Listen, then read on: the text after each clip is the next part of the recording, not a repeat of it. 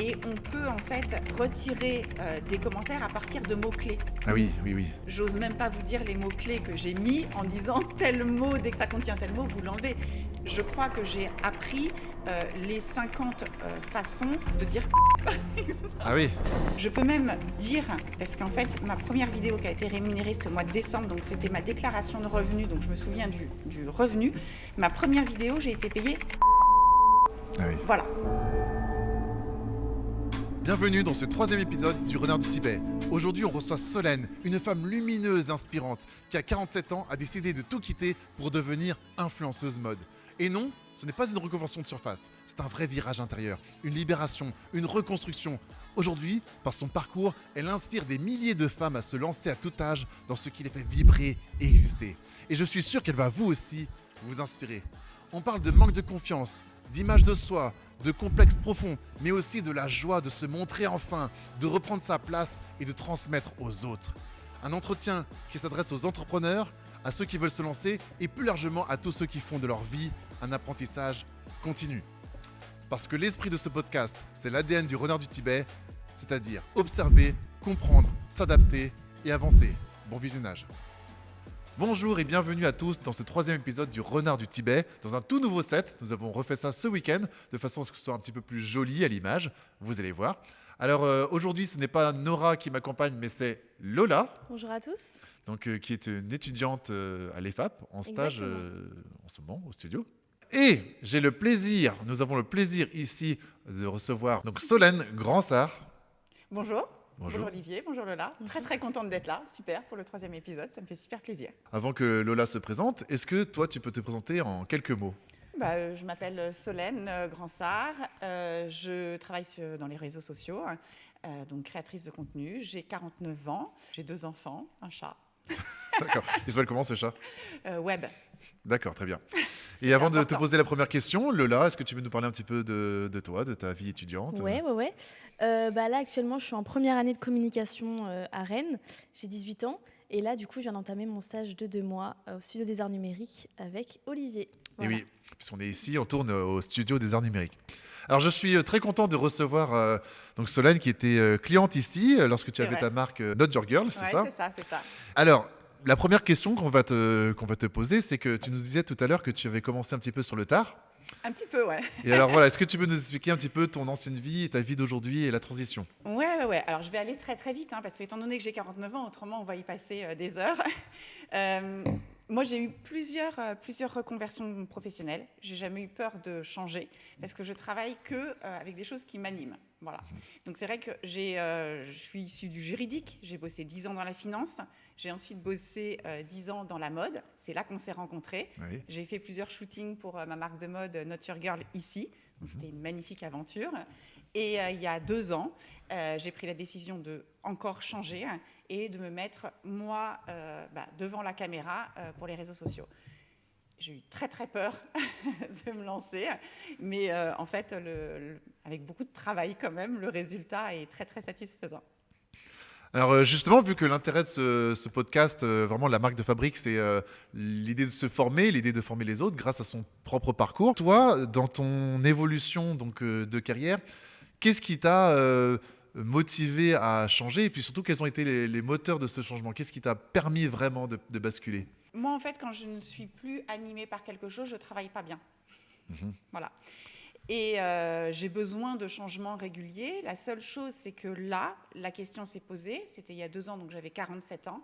Est-ce que vraiment, on peut redémarrer quelque chose de zéro à 47 ans ? Donc vraiment, je me suis posé la question. Voilà, je me suis quand même sentie un petit peu au bord d'une falaise. Mais voilà, il se trouve que je me suis quand même lancée. Il faut, c'est sûr, croire en soi, il faut avoir un bon entourage. Et tous les bagages qu'on a, je trouve, antérieurs, en fait, nous servent. On me dit, mais quoi, la finance, quoi, le droit, quoi, un site internet, etc. En fait, tout sert pour ce qu'on va faire après. Donc voilà, j'ai agrégé tout ça et puis je me suis lancée. Ok. Et mais alors justement, pourquoi l'influence véritablement ? Au fur et à mesure, en fait, on se construit, on grandit. J'arrivais à savoir ce que j'aimais, ce que j'aimais pas. Moi, j'aime beaucoup la communication. Même quand j'étais dans la gestion de patrimoine, en fait, c'était aussi un métier de communication.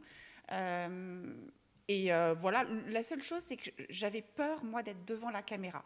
Parce que ça renvoie notre image, qu'on n'accepte pas toujours son image. Et puis voilà, donc j'ai jamais osé, en fait, franchir le pas. Voilà, je l'ai franchi il y a 2 ans et maintenant, je n'ai plus peur de mon image. C'est-à-dire que maintenant, mon reflet, je me dis plus est-ce que je suis belle, est-ce que je suis moche, est-ce que... Je me dis juste, c'est moi, je suis, quoi. Alors qu'avant, avant de diffuser une vidéo, avant de diffuser une image, je contrôlais tous mes petits points de complexe, parce qu'on en a tous, en disant ça, je veux pas qu'on le voit, ça, je veux pas qu'on le voit, ça, je veux... Voilà.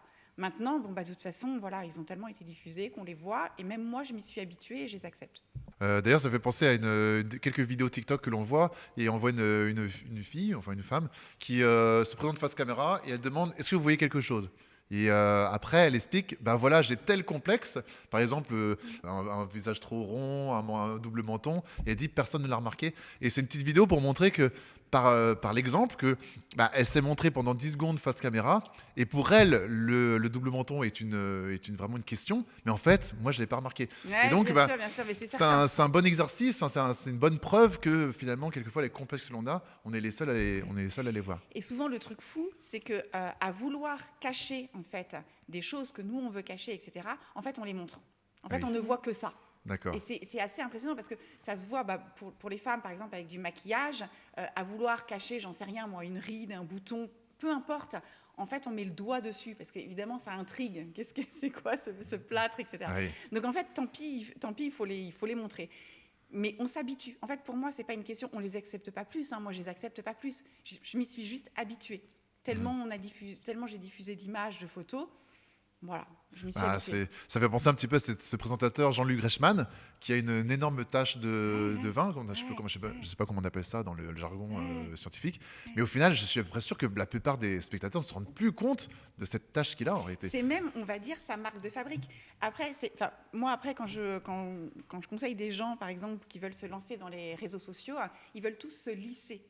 Ils veulent tous, en fait, copier en fait ce qui a fonctionné en disant je vais lisser tout ça pour pouvoir en fait moi aussi faire carrière dans les réseaux sociaux. Alors qu'en fait c'est l'inverse. Il faut mettre en avant ses défauts. Il faut mettre en avant ses défauts, alors pas spécialement physiques, mais pourquoi pas mettre en avant ses défauts aussi de personnalité. D'accord. Parce que si jamais on lisse sa personnalité, pourquoi est-ce qu'on nous suivrait nous plutôt qu'un autre? Oui. Et donc du coup, faut vraiment, faut pas aplanir, au contraire, il faut vraiment y aller quoi. Il faut faire un petit travail sur soi avant, c'est vrai, mais il faut vraiment y aller. Alors je vais te demander quels seraient les conseils que tu donnerais à une femme de ton âge ou à un homme de ton âge et d'ailleurs, avant ça, est-ce que tu vois une différence entre se reconvertir lorsqu'on est une femme ou lorsqu'on est un homme? Est-ce que tu penses qu'il y a une différence, toi? Alors, je ne vais peut-être pas aller dans le sens du vent en ce moment, mais moi, j'en vois pas. Mais ça m'est tout à fait personnel, parce que moi, j'ai eu la chance d'avoir une éducation où, voilà, mon papa était féministe, donc j'ai jamais vu le problème, en fait. D'accord. Voilà, j'ai fait des études, quand je travaillais dans la finance, j'avais un salaire qui me semblait équivalent à celui des hommes. Mhm. J'ai eu 2 enfants, j'ai pris des congés maternité, mais voilà, rien m'a freinée en tant que femme. D'accord. La seule chose, c'est que certaines femmes, peut-être de mon âge, ont peut-être moins d'assurance que peuvent avoir certains hommes. Parce qu'on dit tout le temps, une femme qui vieillit, peut-être qu'on la laisse sur le côté, alors qu'un homme qui vieillit, il prend en maturité. Mhm. Voilà, c'est ce qu'on entend, c'est pas ce que je pense. Hein. Ouais. Voilà. Mais voilà, moi, j'ai jamais pensé. Mais par contre, je suis contente d'être une femme et d'avoir 49 ans et d'être sur les réseaux sociaux. Si ça peut donner en fait de l'inspiration à certaines femmes en se disant on n'est pas obligatoirement au rebut quand on a cet âge-là. Voilà. D'accord. Si ça peut donner ça, c'est pas Et mal. justement, quel conseil pratique tu donnerais à une femme qui hésite aujourd'hui, qui nous regarderait et puis qui se dit voilà, j'hésite moi à me mettre en avant? Quel conseil pratique tu pourrais lui donner? Il faut y aller parce qu'en fait, on regrette plus facilement de ne pas avoir fait les choses que de s'être planté. D'accord. Le pire du truc qui peut arriver, c'est que ça ne fonctionne pas. On aura essayé et le fait d'avoir essayé, on est fier.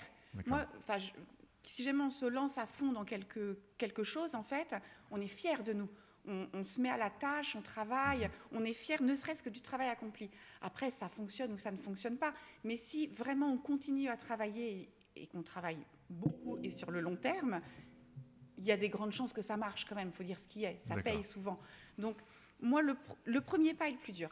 Il faut se dire que c'est un grand escalier à monter et qu'on monte marche par marche et que la première, elle est toute petite, on l'a fait, on fait le premier pas, on y va. Et alors toi, Lola, tant que tu es là, quel est ton regard sur l'influence ? Parce que ce qui va être intéressant, c'est justement d'avoir un petit peu l'envers du décor avec Solène, mais partons justement de ton a priori sur l'influence. C'est difficile de faire la différence, parce qu'en fait, il y a trop et de tout. Il y a trop de tout. Et en fait, aujourd'hui, on ne sait pas... tout le monde peut devenir influenceur, entre guillemets. Il y a des fois des choses qui sont mauvaises dans l'influence, mais en même temps, moi, je sais que c'est quelque chose que j'aurais bien aimé faire. J'avais déjà posté des petits trucs comme ça, par-ci par-là, mais bon, après, ça n'avait pas trop marché. Mais en même temps, c'est parce que voilà, il faut que ce soit quotidien, il faut que ce soit répété. Et puis, on a l'impression que si on poste quelque chose sur TikTok, par exemple, ça va percer direct, alors que non, il faut de la persévérance, il faut faire du bon contenu, il y a du travail derrière. C'est exactement ça. On ne se rend pas compte, mais souvent, sur des vidéos d'1 minute, sur tout un vlog, dans une journée, etc., il y a au moins 1 heure, 2 heures de montage là-dedans. Et en fait, nous, on regarde juste, on scrolle, voilà. Mais il faut aussi comprendre que c'est quelque chose qui s'apprend. Et puis, on ne peut pas juste poster du contenu et ça va marcher, quoi. Et c'est ça, en fait, ce qu'il faut se dire, en fait, parce que tu dis il y a à apprendre et à laisser, c'est sûr. Mais en fait, chaque personne qui a son compte, TikTok ou Instagram, c'est un média, en fait. Donc, en fait, on va toucher les personnes qu'on souhaite toucher. Mais les personnes que tu n'aimes pas en disant moi, ça, j'aime pas, c'est parce que c'est pas pour toi. C'est comme une chaîne de télévision, il y a certaines chaînes qui te plaisent plus que d'autres, c'est exactement pareil en fait. Donc en fait, oui, c'est un média. Et oui, il faut être ultra régulier et travailler sur soi quand même avant de se lancer en se disant de quoi je vais parler et puis comment je vais en parler. Et une fois que tu es OK là-dessus, tu y vas. Au départ, ça marche pas, c'est pas grave. Faut continuer. Si toi, tu sais où tu veux aller, faut continuer. À un moment donné, ça plaira à une partie de la population, quoi, en fait. C'est juste ça. Et tu as appris sur le tas ou tu t'es d'abord formée avant de... Alors, en fait, moi, j'ai appris sur le tas. Moi, je viens d'une formation juridique, donc j'ai vraiment appris sur le tas. Mais par contre, j'étais au tout début des réseaux sociaux, puisque moi, j'avais ma marque de mode, donc j'étais dans l'influence, mais de l'autre côté de la barrière, en fait. Je faisais appel à des influenceuses. Moi, j'ai développé ma marque sur les réseaux sociaux, puisqu'on n'avait pas de boutique physique. Donc, moi, j'avais l'envers du décor. Ce qui fait que moi, quand j'y suis allée, quand je me vendais, c'était assez facile pour moi auprès des marques, parce que je savais parfaitement ce qu'elles voulaient entendre. D'accord, ok. C'était, voilà. Je disais, oui, je sais que vous voulez tel discours, je sais comment vous avez envie que je parle de vous, etc. Okay. Moi, ce qui me posait problème, c'était moi, c'était mon image. Je disais, je sais comment il faut faire, parce que je disais aux gens, il faut faire comme ceci, comme cela. Par contre, moi, devant une caméra, je faisais 10, 20 prises, et je regardais le résultat, je me disais, mais au secours. Et maintenant tu réfléchis moins. Maintenant, je réfléchis moins, parce que j'ai plus de problème avec mon image, mais c'est juste une question d'habitude. C'est vraiment ça. On parlait de photogénie, donc ça n'a pas été filmé, mais tout à l'heure on parlait de photogénie. Moi, je ne suis pas du tout photogénique. Il y en a qui... et en fait, sur certaines photos, je le suis, parce que j'ai appris à poser, et puis en répétant 10, 20 fois, je sais que la manière de placer mon visage ou de regarder la caméra sera plus intéressante qu'une autre. D'accord. Et voilà, pour moi, c'est ça la photogénie. Et il y a des gens qui ont la chance de se connaître avant et d'autres où c'est plus tard. Mais tu as vu, moi, à quel âge c'est arrivé. Donc, voilà. Alors, tu parlais de ce que les marques veulent entendre. Mais alors, justement, toi, en tant que... en gros, tu te présentes comme modèle, comme mannequin ? Ah, non, pas du tout, non. C'est-à-dire, quelle est ta relation aux marques ? Moi, mon rôle, en fait, c'est... Encore une fois, je dis, mon compte, par exemple, c'est un média. Donc, en fait, il y a un certain style, une certaine vibe, etc. Et il y a des marques qui vont dire, on aime bien cette vibe-là et on aimerait bien, en fait, que notre marque, elle soit inclue dans une de tes vidéos parce que, voilà, nous, ça nous ferait plaisir, d'être diffusée comme ça. Donc, honnêtement, moi, j'ai beaucoup de marques de cosmétiques, j'ai beaucoup de choses anti-rides, de compléments alimentaires. J'ai de la mode aussi parce que ça, moi, la mode, c'est vraiment mon ADN. Mais j'ai quand même beaucoup de cosmétiques. D'accord. Et tu sais comment présenter un produit et le mettre en valeur, c'est ça ? Alors, je ne vais pas dire que je sais comment le faire, parce que ça, c'est pareil, j'ai appris à le faire. D'accord. Mais par contre, je sais ce que la marque veut, oui. D'accord. Et est-ce que tu veux nous donner un exemple concret de ce que la marque veut ? Eh bien, il faut que ça fasse ultra naturel. C'est pour ça qu'il faut que ce soit ancré dans l'ADN. Donc, en fait, c'est ultra scénarisé, évidemment. D'accord. C'est-à-dire que on va pas dire cette crème-là, youpi, elle est drôlement bien, j'ai plus de rides quand j'en mets. Ça va pas, voilà. Donc il faut que ça rentre dans le style de mon compte, ça rentre dans le style de mon média. D'accord. Moi, mon style, par exemple, c'est j'ai tel âge, j'aime la mode, et peu importe l'âge qu'on a, on doit s'assumer comme on est, on peut porter les vêtements qu'on aime, il n'y a pas de limite d'âge. En gros, voilà. Moi, c'est mon discours, c'est parce que c'est profondément ancré en moi, et si je peux diffuser ça, ça me fait super plaisir. Donc quand je vais parler d'une crème, par exemple, qu'est-ce que j'ai comme exemple? J'ai Filorga ou L'Oréal, par exemple. J'inclus toujours ce discours-là dedans. D'accord. Comme ça, ça donne quelque chose de naturel. Ça intéresse les gens qui vont me suivre. Parce que jamais je fais de la pub pour des crèmes. C'est de la pub. Les gens, ils ne vont pas s'abonner à un compte de pub. On va se dire, super, voilà. Non, ils s'abonnent à moi parce que je parle de mode. Et de temps en temps, il y a une coupure pub. Et ça va être les crèmes. C'est comme une émission de télé, en fait, où on accepte de regarder les coupures pub parce que l'émission est intéressante, quoi. Mais voilà, mais il faut que la pub soit quand même en rapport avec l'émission. D'accord, très bien. Donc c'est... Et quelle est ton audience? Quelle est la typologie de tes... Alors moi, j'ai 85% de femmes, ce qui est très bien pour les marques. C'est-à-dire que les gens, justement, ne me suivent pas parce que, par exemple, des hommes, ils ne vont pas acheter des crèmes anti-rides, ils ne vont pas acheter une mini-jupe, voilà. Donc, les hommes ne me suivent pas spécialement. Donc, c'est plutôt sain pour les marques. Par contre, elles n'ont pas, je pense parce qu'elles sont moins présentes sur les réseaux sociaux, je pensais, en fait, que j'allais avoir pas mal de filles de mon âge. Et statistiquement, j'en ai pas beaucoup. Ah bon? Par contre, en commentaire et en message privé, etc., je discute pas mal avec des filles de mon âge. D'accord. Mais dans mon audience, puisqu'on a les stats, j'en ai pas tant que ça, mine de rien. Elles ont quel âge alors du coup? Moi, j'ai beaucoup entre 24 et 35. Voilà, mon gros, c'est ça, quoi. Ah oui, d'accord. Mais j'en ai aussi beaucoup de 18-24. Par exemple, on veut faire une vidéo qui perce. La vidéo qui perce, on a les codes, on sait un petit peu comment faire une vidéo qui perce. Mais est-ce que cette vidéo qui perce va te ramener des abonnés? Une vidéo qui fait 2 millions de vues et qui te rapporte 100 abonnés, c'est que tu n'es pas dans ta cible, c'est que c'est pas bon. C'est que c'est pas pour ton compte. Moi, j'ai des vidéos qui ont fait 500 000 vues, par exemple, et qui m'ont rapporté, je sais pas moi, 20 000 abonnés. Ah oui. Donc voilà. Et là, on se dit, on a vraiment bien ciblé. Je pense qu'on peut la répéter, cette vidéo. Voilà. D'accord. C'est vrai que c'est pas... Il faut essayer de rester dans son ADN.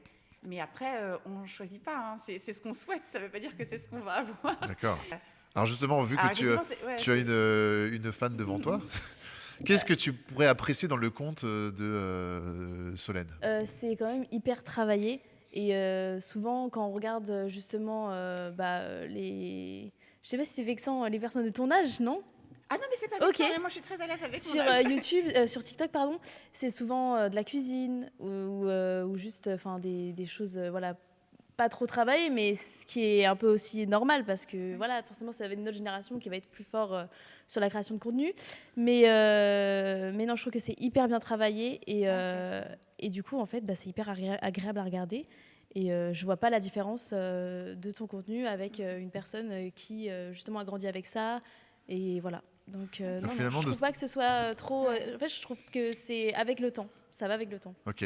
En fait, de ce que je retiens de ce que tu dis, qui est très intéressant, c'est que quand on travaille la forme de façon à rester actuelle dans la forme, finalement, on peut toucher un public plus jeune, même si le sujet, a priori, ne les concerne pas. Mais si sur la forme, c'est-à-dire le montage, etc., on arrive à rester dans l'actualité, finalement, c'est ça qui... C'est ça, ouais. Qu'il faut... Est-ce que tu le savais finalement ça? Non, ça me fait super plaisir d'entendre ça, parce que non, je ne savais pas du tout.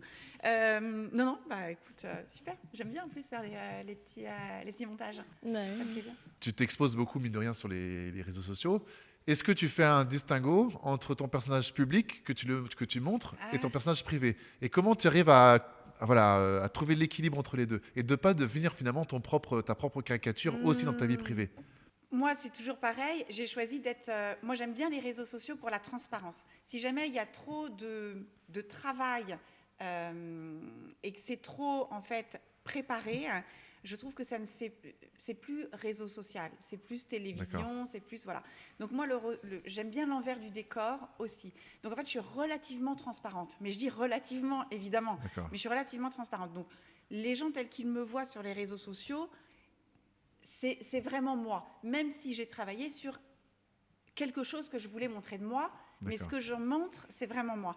Après, voilà, on joue quand même un rôle. C'est-à-dire que si je passe une journée de merde, parce que ça arrive, et ben de temps en temps, je vais être super souriante sur les réseaux sociaux. On se force un petit peu parce que moi, j'aime bien regarder quelqu'un qui me sourit plutôt que quelqu'un qui me fait la gueule. Et c'est comme ça. D'accord. J'aime pas non plus les gens quand ils se plaignent. Et même si jamais j'ai envie de me plaindre, je vais pas le montrer sur les réseaux sociaux. Il y a des choses comme ça.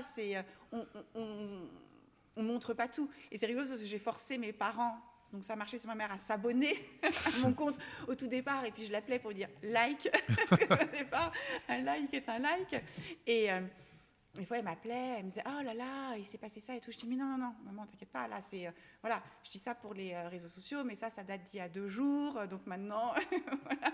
Voilà, tout n'est pas à l'instant T la vraie vérité. Voilà. D'accord. La plupart du temps, oui, mais des fois, quand on travaille pour une marque, par exemple, on sait que, par exemple, tout est travaillé dans une semaine, on va parler de telle chose. Donc, c'est vrai que la semaine précédente, incidemment, on va parler du produit ou de la marque. D'accord. Voilà.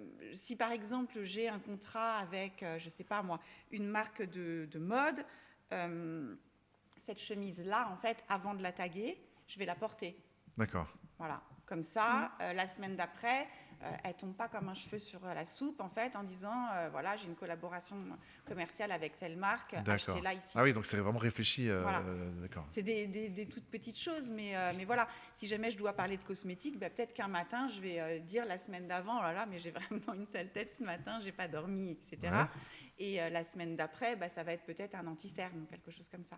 D'accord. Voilà. Pour revenir un peu à la première question, j'ai eu l'occasion, enfin j'ai de temps en temps l'occasion d'approcher un petit peu l'influence voyage, puisque quelquefois j'accompagne des vidéastes qui sont spécialisés un petit peu dans l'influence voyage. Ça. Maintenant, je suis beaucoup plus, enfin je me laisse un petit peu moins avoir par les belles images de voyage, que ce soit à Bali, voilà, en Afrique, en Asie, etc. Ouais. Parce que je sais que le travail derrière, il est énorme et que finalement, le moment de ce voyage n'est pas forcément un moment de plaisir. C'est-à-dire qu'on montre du plaisir, on montre, ah ouais, regardez, je suis dans un bel hôtel, c'est génial, je kiffe la piscine et tout ça, vraiment j'apprécie le moment. Mais en fait, je le sais maintenant qu'en réalité, c'est quelqu'un qui s'est levé à 7h du matin pour aller filmer le lever du jour. Et ensuite, il a tourné avec du matériel, machin, etc. Et quelquefois une petite équipe. Et qu'en réalité, sur la piscine, il avait qu'un créneau de 1/4 d'heure parce que le gérant de l'hôtel lui a dit, bah voilà, les clients vont arriver à 14h et donc vous pouvez filmer entre 13h30 et 14h. Donc, on fait les choses très rapidement. Et qu'après, le soir, il y a le dérochage, il y a le montage et que ce sont des journées tellement intenses que finalement ils y retrouvent assez peu de plaisir sur l'instant. Et justement, c'est vrai. est-ce que quelquefois tu t'es retrouvé dans une situation où tu devais montrer de la joie, du plaisir, etc., mais qui était un petit peu trop déconnecté de ce que tu ressentais réellement, quoi? Oui, tout à fait. Mais pour moi, je trouve ça normal. Même tout ce que tu me dis là, tu vois, je trouve ça normal. C'est un métier. Oui, c'est un peu comme acteur, quoi. On gagne de l'argent pour ça. Donc, si on nous donne de l'argent pour faire quelque chose, c'est qu'automatiquement, il n'y a pas que du plaisir. C'est qu'il y a un côté pénible. Dans tous les métiers, il y a… moi, c'est un métier… J'adore mon métier. Mais évidemment que des fois, je me dis, voilà, je me lève le matin, j'ai pas du tout envie de le faire. Mais quelquefois, c'est un côté un peu schizophrène. Quelquefois, on joue un peu un rôle quand même. Mais quand c'est le principe. Quelqu'un qui va au boulot le matin, il doit dire bonjour à ses collègues alors qu'il a envie de les envoyer chier aussi. Ouais, c'est vrai. Je veux dire, c'est vrai. Je dis ça, mais… Combien ça gagne finalement l'influence? Est-ce que ça gagne bien? Est-ce que tu peux en vivre? Alors, et aussi, autre question, combien de temps tu as mis avant de pouvoir vraiment dégager un revenu? Alors, au départ, je ne gagnais rien, D'accord. 0. Je peux même dire, parce qu'en fait, ma première vidéo qui a été rémunérée, c'était au mois de décembre, donc c'était ma déclaration de revenus, donc je me souviens du revenu. Ma première vidéo, j'ai été payée 136 €. Ah oui. Voilà, donc c'est ce que j'avais gagné au mois de décembre. Ah oui. donc voilà. Au départ, ça gagne rien. Moi, je me souviens de ma mère qui me disait, mais pourquoi tu bosses comme ça pour 0? Quel est l'intérêt de bosser pour 0? Moi, je disais, mais de toute façon, au départ, c'est comme ça. Déjà, voilà, c'est normal, je me construis ma place au soleil, en quelque sorte. D'accord. Maintenant, je dois avouer que, oui, on gagne bien notre vie. Une vidéo, ça peut être… ça dépend, parce que moi, je peux faire des vidéos gratuitement. si j'estime que ça va apporter D'accord. à mon compte. La mode, honnêtement, par contre, ça paye pas énormément. Ah oui. Donc voilà, il y a certaines vidéos qui sont ce qu'on appelle gifting. Mhm. Donc en fait, ils donnent des vêtements et puis nous, on échange, on en parle. Et D'accord. là, on n'a aucune obligation D'accord. en termes de brief ou de quoi que ce soit. Mais par exemple, la cosmétique, ça rémunère, et oui, ça rémunère bien. Tu veux que je te donne des montants ou... Bah oui, on veut les chiffres. Alors, des montants, mais ça dépend peut-être des gens. Hein. Moi, je parle de ce que je connais. Une vidéo, pour moi, sur mon compte, on monte à 1500 euros à peu Ah ouais, près. c'est pas mal en fait. Ah ouais, c'est bien. Ah. Mais il y en a qui sont moins. Hein. Il y en a qui sont moins. D'accord. Mais je sais pas, ça dépend du nombre d'abonnés, du nombre de vues, et le fait que j'ai 49 ans, mine de rien, il y a moins de profils. Je suis moins en concurrence Oui, ah peut-être oui, c'est ça qui est qu'avec... bien. voilà. Ok. Moi, j'ai jamais senti de concurrence avec des filles. Ouais. Elles m'aiment bien parce qu'elles me prennent un peu comme une maman. Ouais. C'est marrant qu'elles soient sur les réseaux sociaux comme nous. Donc, et puis effectivement, on n'est absolument pas en concurrence. D'accord. C'est voilà. Et justement, est-ce que tu as des techniques pour attirer de nouveaux abonnés Si jamais on est trop lisse, qu'on veut faire quelque chose de trop léché, pour moi, ça peut pas marcher. Mais parce que c'est mon ressenti. Moi, je regarde un truc trop léché, ça m'intéresse pas. Il faut qu'il y ait un petit peu de sale, dans le sens où soit on montre l'envers du décor, soit on montre ses défauts, sa faiblesse, un backstage. Chacun a son truc un peu à montrer, mais donc du coup il faut donner un petit peu de soi. Si jamais on fait qu'un unboxing, si on donne pas un petit peu d'aspérité, pour moi ça peut pas fonctionner. Mais je sais pas si c'est la vérité. Je trouve que c'est ça. Et après, faut tester plein de formats. Moi au départ, je suis restée à entre 9 et 10 000 abonnés pendant 1 an et demi. Ah oui. D'accord. Et ça grimpait pas, c'est-à-dire que même des fois sur un mois, je gagnais 100 abonnés sur un mois. D'accord. Je me disais, j'aurai 70 ans et Instagram n'existera plus. Et en fait, je voyais bien qu'il y avait certaines vidéos qui marchaient plus que d'autres. Et puis après, j'ai vu que c'était les conseils mode, vraiment le face cam avec fond vert, etc., qui fonctionnaient. Et puis maintenant, je fais ça. En plus, ça tombe bien et c'est rigolo parce que c'est ce que j'adore faire. Ouais. Et c'est ce qui marche le mieux. Par contre, ça demande un boulot monstrueux. Mais tant pis, c'est comme ça, moi, que ça fonctionne. Et quel conseil maintenant tu donnerais à une jeune fille comme Lola, qui peut-être pourrait être intéressée par l'influence ou la communication dans un sens plus large? Quels seraient tes petits conseils, tes petites recommandations? Se faire confiance. En parler autour de soi, mais pas en parler. Alors, les proches, de toute façon, ils t'aiment tellement, en fait, t'es très très proche. Si jamais tu leur dis ça, pour eux, c'est prendre un risque, donc ils vont t'en dissuader. Mais par contre, si tu demandes à tes proches qui t'aiment, quelles sont mes qualités? Ça, c'est important parce qu'en fait, tu as des qualités que toi, tu ne sais pas. Et moi, par exemple, on m'avait dit, je ne savais pas, en fait, ce sur quoi j'avais à travailler, ou ce sur quoi je pouvais m'améliorer, ou ce que je pouvais développer. Et en fait, c'est des proches qui m'ont dit, toi, Solène, c'est incroyable, toi, tu as ça, par exemple. J'ai dit, ah bon, t'es sûre? Et en fait, des fois, on ne le sait pas. Et en fait, demander aux gens qui t'aiment les qualités qu'ils trouvent que tu as, ça peut t'aider à trouver, toi, ton ADN et à savoir sur quel créneau aller pour...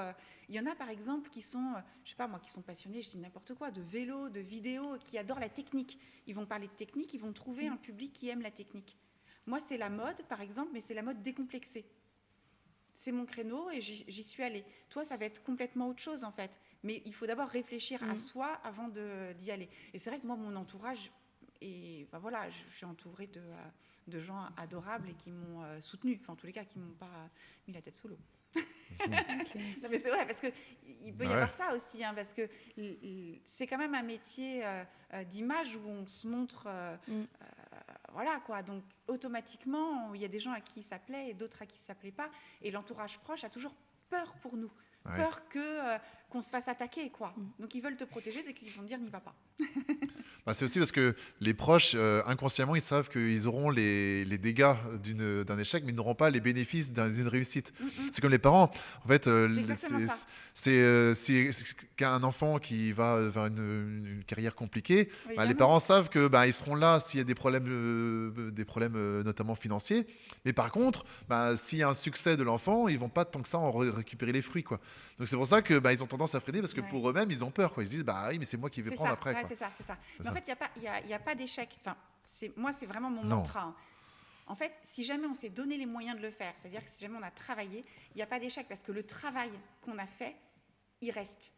L'effort qu'on a fait, il reste. Et cet apprentissage-là, il est énorme. Donc même si tu n'es pas arrivé au résultat que tu voulais, le chemin est tellement important, il te servira un jour ou l'autre, ce chemin-là. De toute façon, tu auras énormément appris, donc ça te servira un jour ou l'autre. Et même à mon âge, je suis encore là-dedans. C'est-à-dire que j'adore apprendre des nouvelles choses. Je suis là, par exemple, moi, j'ai jamais fait ça, je trouve ça dingue, je suis super contente d'être là. Oui. Mais ça me fait hyper peur quand même.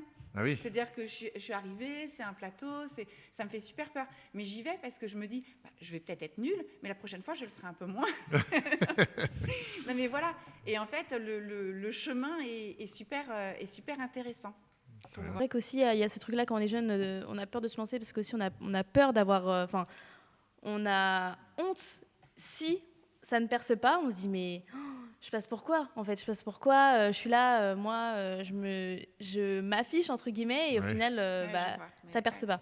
Et moi, c'est ça qui me freine le plus, parce que soit je pourrais le faire, je sais que, moi, quand j'avais monté une vidéo, un Get Ready With Me, j'avais monté une vidéo. Et ça m'avait beaucoup plu. Et en fait, forcément, c'est une de mes premières vidéos, ça perce pas. Et puis, j'ai arrêté, quoi. J'ai abandonné. Ouais. Mais je me dis, quand j'aurai le temps, je me relancerai, etc. Mais en fait, tu dis demain, et là, ça fait des mois, quoi. En fait, au départ, il faut se fixer des petits objectifs, dire peut-être, je fais qu'une fois par semaine. Par contre, il faut s'y tenir. Ouais. Et puis voilà, faire... Et après, si jamais tu dis demain, c'est pour tout. Tu n'as jamais de bon moment. C'est, non, je ne vais quand même pas démarrer un dimanche. Non, je ne vais pas démarrer un 27 avril. Non, je ne vais pas démarrer à 47 ans. Après, c'est presque... On peut avoir des excuses sur tout comme ça dans la vie. Ouais. Et à un moment donné, c'est vrai que tu as des jours avec et des jours sans. Et un jour où tu es avec, justement, où tu te sens... Tu sais, il y a des jours où on se sent mieux que d'autres, où on a plus confiance en soi.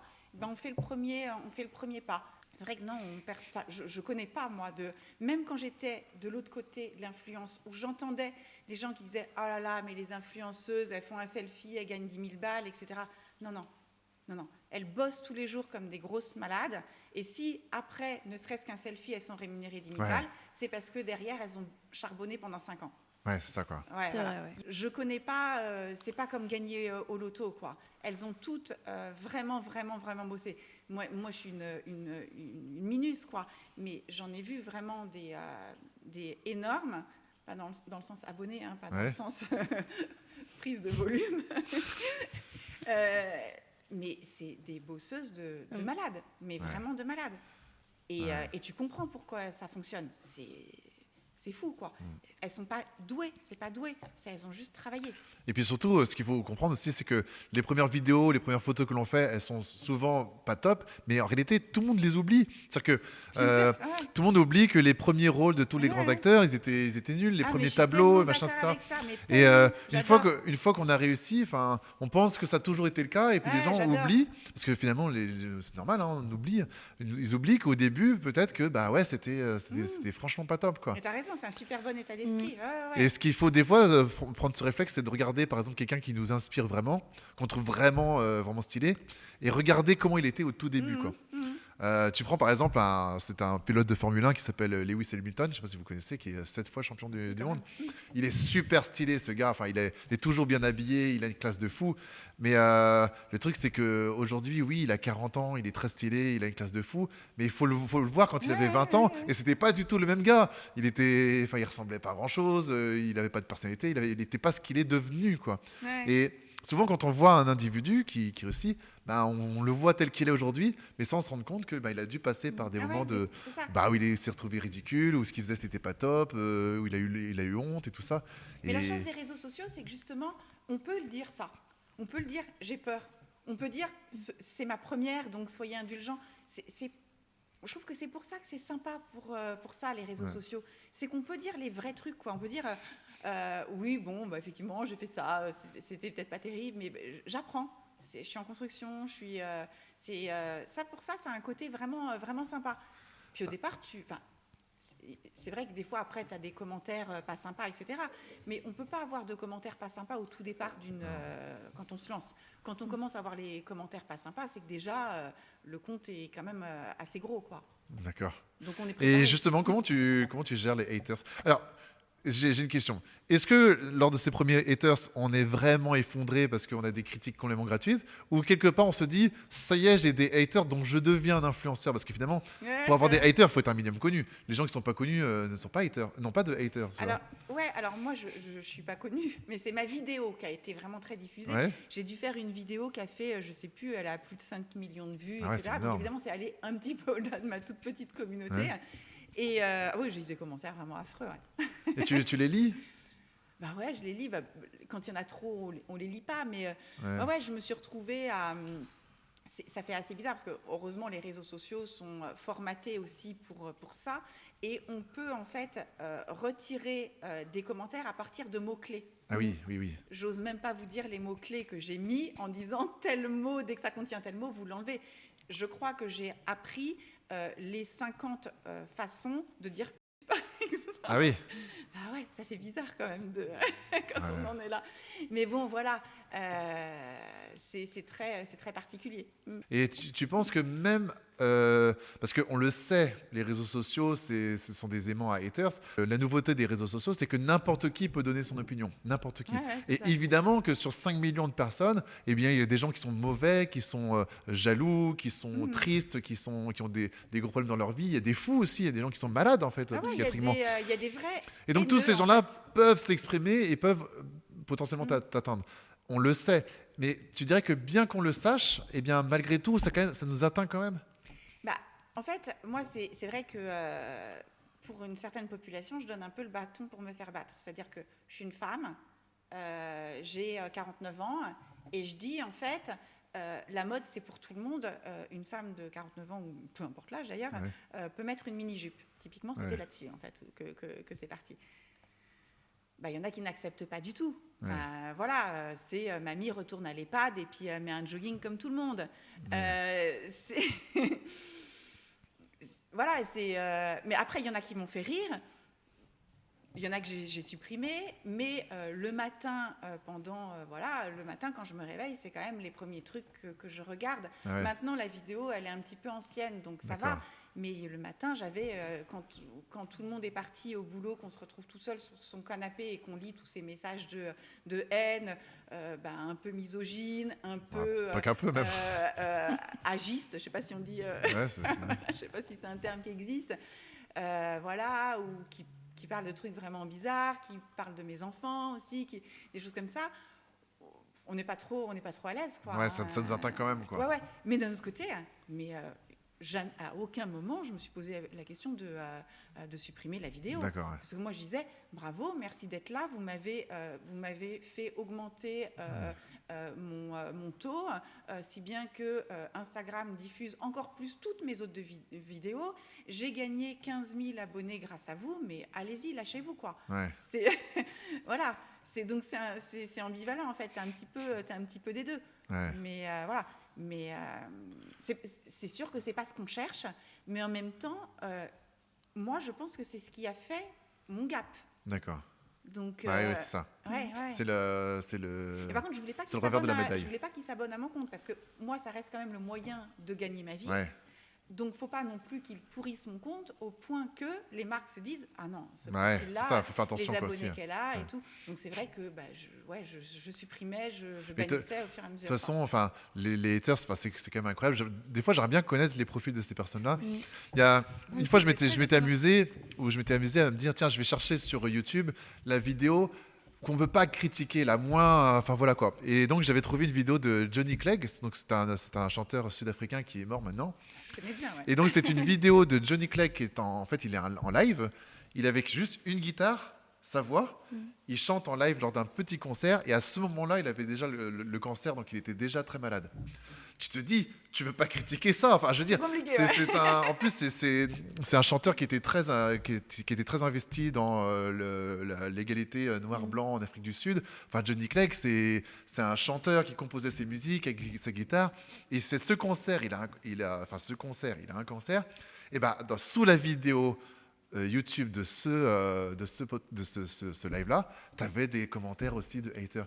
Et quand tu vois ça, tu te dis, mais en fait, c'est n'importe quel sujet sera l'objet d'une critique. Moi, je me dis que dedans, il doit certainement y avoir un peu aussi des robots ou des choses comme ça. Parce que moi, c'est vrai que des fois, quand je supprimais, tu penses je sais pas, quand je supprimais un commentaire ou un abonné, parce qu'en plus, ce truc rigolo, c'est que souvent, les gens, ils s'abonnent, je voyais que ça en supprimait plusieurs. Donc, je me dis, des fois, ça vient peut-être d'un même bon. Sincèrement, je sais pas. Et je sais pas quel est le but non plus. J'arrive pas à savoir. Mais après, ça développe tellement de communautés, les réseaux sociaux. Il y a tellement de micro-communautés que chacun est persuadé d'être dans son bon droit. Donc, il y a des gens qui ont peut-être été choqués par cette vidéo-là. Et puis, une fois qu'il y a 2-3 personnes qui le disent... Bon, bah, Oui. Ouais, et puis il y a peut-être des gens qui se réveillent, ils sont vraiment très mal lunés, ils ont une mauvaise nouvelle qui est tombée, ils sont très aigris, il y a quelque chose qui ne va pas. Et puis qu'importe le sujet, même si c'est Johnny Clegg ou toi ou Lola, en fait, ils vont déverser leur haine. Mais en réalité, c'est pas le sujet. En fait, ils ne sont pas intéressés par le sujet. C'est juste qu'ils veulent exprimer leur dégoût de la vie. Et puis il y a quelqu'un qui va les écouter, qui va les lire, quoi. Et qu'importe, ça peut être toi ou quelqu'un d'autre. Souvent, ça en dit plus sur la personne que évidemment. sur la vidéo elle-même. C'est vrai que quand on lit les commentaires, on se dit oui, effectivement, la personne a un problème, ceci, cela. Mais je voudrais dire aussi autre chose par rapport aux commentaires haineux, etc. C'est que ça se travaille aussi. Je vais vous dire un truc, mais vraiment très, très particulier. La plupart des gens, ils ont une vidéo et ils commencent à avoir un commentaire haineux, mais vraiment un commentaire dégueulasse. Ils vont l'enlever. Moi, je dis que stratégiquement, il ne faut pas l'enlever. Ah bon ? Il faut le laisser. Oui, parce que ça fait réagir en dessous. Exactement. Par contre, il ne faut pas réagir à chaud, parce que moi, le premier commentaire haineux, j'avais envie de lui dire, d'être méchante aussi, évidemment. On m'agresse, j'ai envie d'agresser. Donc non, surtout pas. Je repose mon cerveau et je lui réponds de manière construite, en défendant mes valeurs. Je défends mes valeurs. Non, moi, mes valeurs, c'est ça. Effectivement, je suis une femme, effectivement, j'ai tel âge, mais moi, j'estime qu'on peut s'habiller comme on a envie, quel que soit, parce que ce sont les valeurs, et ça tombe bien, c'est les valeurs de mon compte.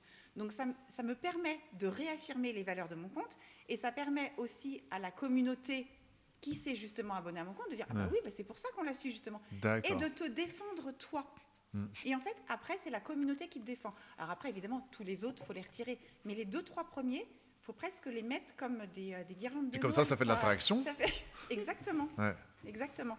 Et alors, pour toi, c'est quoi une vidéo réussie pour toi ? Enfin, à quel moment tu te dis, là, ça y est, ça fonctionne bien ?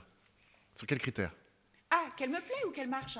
Non, qu'elle te plaît. Ah, Ou tu te dis, là, c'est bon, ça fonctionne. Je suis difficilement satisfaite. Oui. Et j'ai appris justement à pas attendre d'être totalement satisfaite pour poster.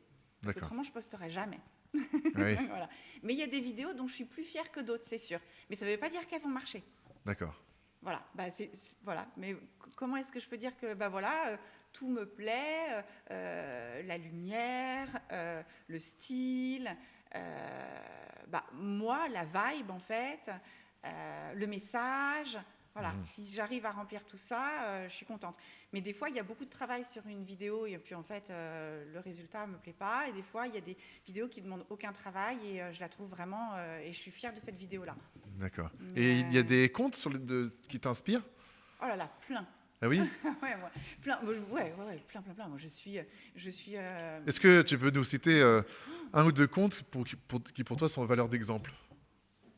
Une fille que j'adore, c'est Léna Situation. Ah oui. Vraiment, j'adore. Ah, pourtant, c'est pas ta génération pour le coup. Non, pas du tout. Ouais. Mais j'ai bossé avec elle aussi pour ma marque à l'époque. Et voilà, c'est une bosseuse. C'était pas une nana du sérail. C'est quelqu'un qui s'est construit de A à Z, en fait, D'accord. qui a limite inventé un métier, qui arrive à en même temps être complètement transparente sur certains trucs et en même temps avoir un boulot monstrueux sur certaines vidéos. Vraiment, moi, c'est quelqu'un qui me plaît beaucoup et que j'admire beaucoup. D'accord. Vraiment. Et après, il y a plein d'autres nanas de mon âge, mais que je ne suivais pas au départ, que j'ai D'accord. découvert. Parce qu'au départ, quand je me suis lancée, je me suis dit, il faut absolument que j'en trouve Ouais. pour voir si ça existe. Et en fait, quand on cherche, il y en a Oui. des vraiment bien. Il y a même des mamies, enfin, je veux dire, très âgées, qui font des fois avec leur petit-fils. Il y avait une vidéo, je sais pas s'il tourne encore, c'était un gars qui, avec sa grand-mère, il faisait plein de vidéos humoristiques. Ah, c'est possible. Moi, c'est que dans le secteur de la mode, les gens que je suis. Ah ouais, Donc, tu suis voilà. bien. Mais il y a des nanas, je sais plus comment elle s'appelle, une nana qui a les cheveux blancs, courts, qui est hyper stylée. Je crois que c'est une américaine. Voilà, je pense qu'elle a 70 ans. Ah ouais. Mais elle a un style de malade, quoi. D'accord. Et j'adore. Moi, j'aime bien. Tu bosses J'aime bien. combien d'heures par semaine sur ta création de contenu? Tout le temps. Tout le temps? Ah ouais. C'est pas du travail. Enfin, si, c'est du travail, mais c'est pas. C'est-à-dire que pour toi, est-ce que tu peux J'aime bien, nous moi, décrire travailler. une journée type de Solène? Une journée type. Alors, voilà. si je suis pas en déplacement, parce que je suis souvent en déplacement, Ah oui. donc si je suis en déplacement, c'est soit dans, je sais pas, ça peut être un restaurant, un hôtel, peu importe, ou c'est à Paris. Voilà, c'est vraiment mes deux types de déplacements. Mais si jamais je suis pas en déplacement, le matin, moi, je commence à bosser au petit-déj. Donc, je regarde les nouveaux messages, les nouveaux machins, mon ordinateur, machin. J'en ai pour, donc en gros, je commence à 7h. Ah oui. Et où je fais du montage, les trucs que je peux faire en pyjama sous ma couette, quoi. D'accord. Donc c'est toi qui montes tes propres vidéos? Ouais, T'as oui, mais pas- c'est pas non plus, c'est pas du grand art. Hein. D'accord. Ouais, mais c'est moi qui. Mais encore une Avec fois, quel moi, logiciel? je fais beaucoup, moi, Vidéolip, D'accord. CapCut, D'accord. c'est tout. Ok. Voilà. Et tu t'es formé sur YouTube pour être en montage ou tu... C'est à force de le faire, mais c'est facile. Mais je le faisais tellement pour ma marque, pour Not Your Girl, que voilà. D'accord, ok. Mais Et donc c'est ça, c'est facile, de- hein. Si moi je suis capable de le faire, tout le monde peut le faire. Mais voilà, oui, Et il y a donc des ça, c'est à choses qui 7 me heures prenaient du temps et voilà. Après, j'essaye alors si jamais j'ai des vidéos à tourner à la maison, j'essaye de les faire avant de déjeuner. Donc voilà, alors des fois c'est des vidéos, j'en sais rien, moi ça peut être, faut que je trouve un look pour telle marque, ou alors faut que j'écrive un scénario pour telle marque, ou alors faut que je fasse un truc sur de la crème ou quelque chose comme ça. Donc ça j'essaye de le faire avant de déjeuner. Et après, si j'ai des tournages, c'est plus après-midi, tournage extérieur, etc. C'est plus après-midi. D'accord, très bien. Et est-ce que quand on poste du contenu sur Instagram, est-ce qu'il y a des heures à respecter? Est-ce qu'on va s'orienter sur le matin, l'après-midi? Est-ce que les hashtags aussi sont hyper importants ou c'est vraiment spontané? Alors, plus que des heures, il y a plus des jours. Moi, comme je ne suis pas dans quelque chose de pro, c'est les moments où les gens ont du temps libre. Donc, en gros, c'est plus le soir après 18h, on va dire. Le dimanche, c'est vraiment le jour. C'est le jour où tout cartonne. Mais après, une bonne vidéo, tu la postes peut-être pas à 2h du matin, mais tu la postes, parce qu'on dit, par exemple, il ne faut pas poster un samedi soir. Parce que samedi soir, les gens, ils sortent, ils prennent l'apéro, ils ne sont pas sur leur téléphone. Et, mais en fait, moi, j'ai des bonnes vidéos qui ont cartonné un samedi soir. Donc, en fait, une bonne vidéo, elle marchera quel que soit le jour, quelle que soit l'heure. Et les hashtags, maintenant, en fait, l'algorithme reconnaît en fait la vidéo, reconnaît ce qui est écrit sur la vidéo, lit la légende. Donc, il n'y a même plus besoin de hashtags. Les hashtags, ça peut servir si jamais on veut regrouper un certain nombre de vidéos et qu'en appuyant sur le hashtag, on tombe sur... C'est plus pour nous, en fait, ou pour un événement, pour quelque chose comme ça. Mais pour moi, les hashtags, en tous les cas, sur Instagram, n'ont plus tellement d'importance. D'accord, pas du tout. Et alors, si une marque nous regarde, comment ils font pour te contacter? Quel est le process pour travailler avec toi? C'est par mail ou par MP, message privé sur Insta. Et t'aimes bien quand ils sont assez précis dans le type d'image qu'ils veulent, ou alors tu préfères qu'ils te fassent confiance? L'idéal, c'est qu'ils me fassent confiance. Ah oui. Le problème, c'est que y a des marques qui peuvent me dire on aime bien ton ADN, donc on te laisse libre cours, etc. Et par contre, une fois que la vidéo est faite, ils me disent non, on voulait ça, ça, ça et ça. Ça, j'aime pas. Ah ouais. Mais ça arrive. On entend beaucoup de créateurs de contenu dire qu'ils préfèrent travailler sur du long terme avec des clients. Alors j'imagine que c'est pour une régularité financière aussi, évidemment, Aussi, bien sûr, parce que c'est beaucoup plus intéressant d'avoir un client qui revient régulièrement plutôt que d'aller chercher toujours de nouveaux clients. Mais c'est aussi pour notre crédibilité. Et aussi, oui, crédibilité, j'y avais même pas pensé, mais c'est vrai, la crédibilité. Et puis aussi parce que finalement, en effet, il y a beaucoup plus de chances de réussite si les abonnés voient plusieurs fois une même marque sur un influenceur que en une seule fois, quoi. Bah oui, si C'est jamais plus en garant, fait, moi je suis des influenceuses qui vont me parler, bah, je sais pas moi, une semaine de telle marque, l'autre semaine de telle marque, alors que si jamais j'aime beaucoup l'influenceuse et que je vois qu'elle porte régulièrement la marque, par exemple, je veux dire, c'est vrai que c'est vraiment toujours sympa, et là je vais m'y intéresser d'un peu plus près. Je veux dire, elle aime vraiment, quoi. D'accord. Et Mais puis ça permet d'utiliser le produit dans différents contextes aussi.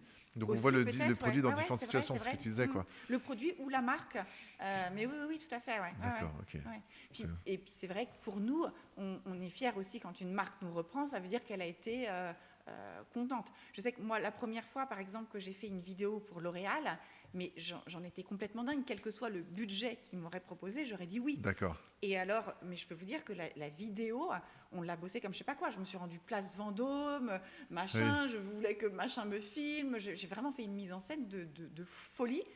Alors, je me souviens plus si elle a marché du feu de Dieu. Je pense pas que ça ait fait un carton, mais n'empêche qu'ils m'ont repris. Ah oui, d'accord, c'est bien. Donc voilà. Ouais. Mais comme quoi, on peut des fois travailler comme des fous et voilà. Et le résultat en termes de visibilité n'est pas dingue. Donc sur le coup, être un peu déçu en se disant j'ai travaillé pour rien. Et en fait non, parce que ça a peut-être donné envie à d'autres marques et puis ça leur a peut-être eux donné envie de me reprendre. Donc en fait, on travaille jamais pour rien pour moi. Vis-à-vis de la concurrence, tu disais que tu en as pas beaucoup, mais que tu en as un petit peu quand même. Est-ce que tu vois ça d'un bon œil ou d'un mauvais œil que, imaginons, là on a Solène Grandsin à Rennes, mais imaginons on a Dominique ou Martine à Nantes. Est-ce que si tu vois une nouvelle influenceuse dans ton créneau se lancer, tu le vois d'un bon œil ou d'un mauvais œil? Ça, c'est une question de tempérament. Moi, je vois pas de concurrence. Je vois pas de concurrence. C'est au contraire, si jamais il y en a une, moi, dès que j'en vois une qui est dans le même créneau que moi et qu'à mon âge, on se contacte. Et sincèrement, je vis peut-être dans mon univers de bisounours, mais ça s'est toujours super bien passé. Je n'ai jamais eu de mauvais retours. Au contraire, on va boire un café quand tu veux, on fait des vidéos ensemble. Et puis surtout, ça permet on se donne tous nos tips. Ça permet moi, pour je donne tout. les marques justement de vous montrer d'autant plus, quoi. Finalement, plus vous serez nombreuses, plus il y aura de marques à se tourner vers vous, et finalement, ça peut générer plus de business encore, quoi. Faut pas imaginer que c'est un gâteau où j'ai pris une part et si tu prends une autre part, le gâteau est moins grand. En réalité, si on est plus nombreux, on fait juste un gâteau plus grand, en réalité. Ouais, je pense. Et puis même, c'est hyper enrichissant de discuter avec d'autres gens qui font à peu près le même métier que nous. D'accord. Parce que moi, j'apprends beaucoup et je leur donne beaucoup. Parce que de toute façon, c'est pas parce que on a toutes des ADN et des physiques complètement différents. Donc de toute façon, voilà. C'est pas parce que l'autre gagne plus que forcément toi tu gagneras moins en réalité. Mais c'est pas comme ça que ça marche, quoi. Pas du tout. Ouais, c'est pas que ça marche, d'accord. Non, au contraire, moi je peux l'inviter sur un bon plan et si jamais je fais ça, eh ben elle pensera à moi pour un autre bon plan. Bah oui. Donc normalement. Et donc des fois tu fais des crossovers avec d'autres personnes? Ouais. Ah ouais. Ouais, c'est sympa, c'est un tips énorme pour faire grandir une communauté. Bah oui, parce que du coup tout le monde grandit, quoi. Parce que toi tu récupères un peu de tes abonnés, elle aussi, donc finalement. Alors des fois, même si on gagne pas énormément d'abonnés, on gagne en visibilité et je suis sûre qu'il y a des retombées plus tard. D'accord. Mais oui, j'en fais beaucoup moi. D'un point de vue matériel, parce que ici au studio des Arts Numériques, où on fait le studio, on s'est rendu compte que ça demandait beaucoup de matériel. On a chaque caméra qui coûte, celle-ci coûte 4000, celle-ci 2000. C'est beaucoup de matériel, mais toi, avec quoi on peut commencer?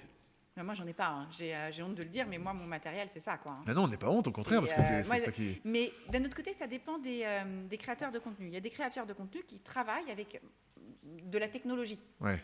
Moi, c'est pas mon truc. C'est-à-dire que toi, avec un téléphone, ça y est, tu es autonome. Et j'aime le dire aussi que, en fait, on peut.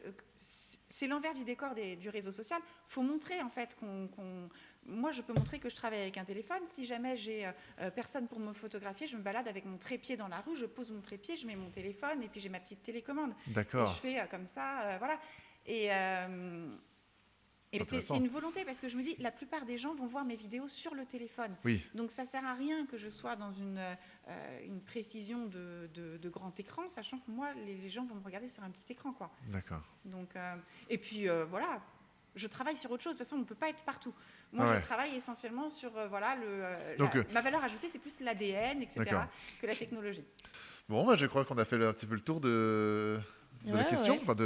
Merci beaucoup, en tous les cas. Vraiment, je suis très, très touchée que vous ayez fait appel à moi. Ça me fait très, très plaisir. Donc voilà, n'hésitez pas à vous abonner, liker et commenter cette chaîne pour découvrir de nouveaux profils tels que celui de Solène. Et donc on peut te retrouver sur les réseaux, comment on cherche? On va mettre les liens de toute façon. Mais Solène NYG pour Not Your Girl. D'accord, très bien. Lola, est-ce que tu as quelque chose d'autre à rajouter? Non.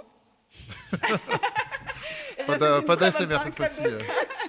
Pas d'ASMR. Non, mais très bon sujet, voilà, c'était hyper intéressant. Et peut-être que je posterai mon premier TikTok d'ici là. Cool. Voilà.